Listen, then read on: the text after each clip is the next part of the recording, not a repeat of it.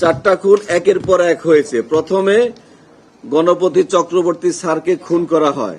স্যারের গঙ্গানি শব্দ পেয়ে স্যারের ওয়াইফ প্রীতিলতা চক্রবর্তী ম্যাডাম যখন যাচ্ছিলেন তখন উনাকে খুন করা হয়।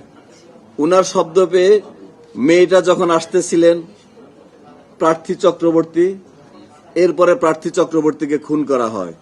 সবশেষে ঘুমিয়ে থাকা নিষ্পাপ শিশুটাকে খুন করা হয়। আমার ছোট সন্তানটার বয়সী এই প্রিয়, আমি আবেগে আপ্লুত হয়ে যাই।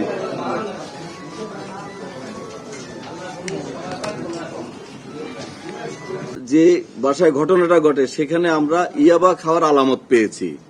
তখন আমরা সন্দেহ করি যে যারা ঘটনা ঘটিয়েছে ঘটনার আগে পর হোক তারা ইয়াবা খেয়েছে, খেজুর খেয়েছে। খেজুরটার যে বিচি রয়েছে আমরা সেটা ডিএনএ টেস্টে দিয়েছি।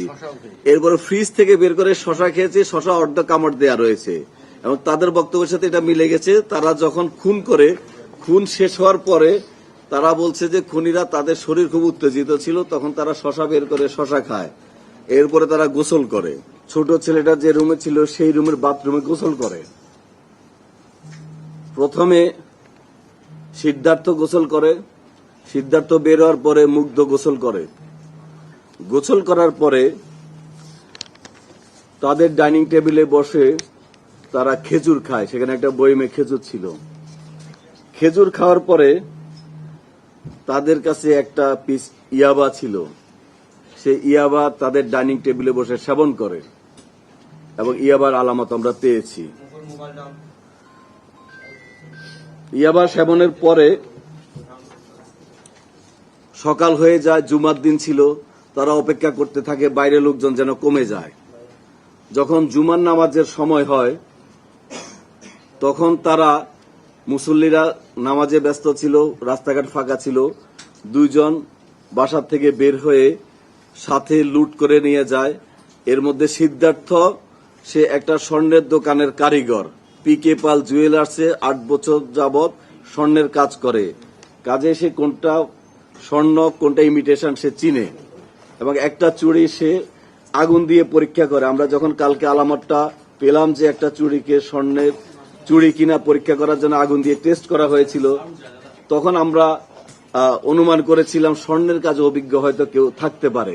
এই ঘটনাকে ডাকাতি বলে যেন পুলিশ মনে করে, সেজন্য তারা ইচ্ছাকৃতভাবে জিনিসপত্র এলোমেলো করে, অর্থাৎ তদন্তকে ভিন্ন খাতে প্রবাহিত করার জন্য ইচ্ছাকৃতভাবে এটা করে। দুপুরের দিকে তারা এখান থেকে বের হয়ে যায়। বের হয়ে যাওয়ার আগে সেই বাসায় 2টা ফোন ছিল। ফোনগুলো তারা ডিটারজেন্ট দিয়ে বালতিতে ভিজিয়ে রাখে।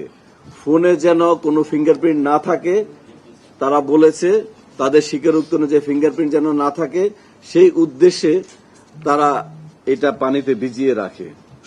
বৃহস্পতিবার দিবাগত রাত্রে, অর্থাৎ শুক্রবার ভোর রাত থেকে শুরু হয়ে এই ঘটনাটা তারা সারাদিন ঘটায়। তারপরে তারা যাওয়ার সময় এই যে আমরা কিছু স্বর্ণ অলংকার ওদের দেখানো মতো উদ্ধার করেছি, এগুলো তারা নিয়ে যায়। নিয়ে ওরা মন্দিরের পিছনে একটা পরিত্যক্ত বাড়ির পরিত্যক্ত জায়গায় সেখানে রেখে দেয়। তাদের দেখানো মতে আজকে এই আলামতগুলা জব্দ করা হয়। এইসব তথ্য উপাত্ত বিশ্লেষণ করে আমরা আমাদের কাজে অগ্রগতি হয়েছে এবং আমরা আসামি গ্রেপ্তার করতে সক্ষম হয়েছি।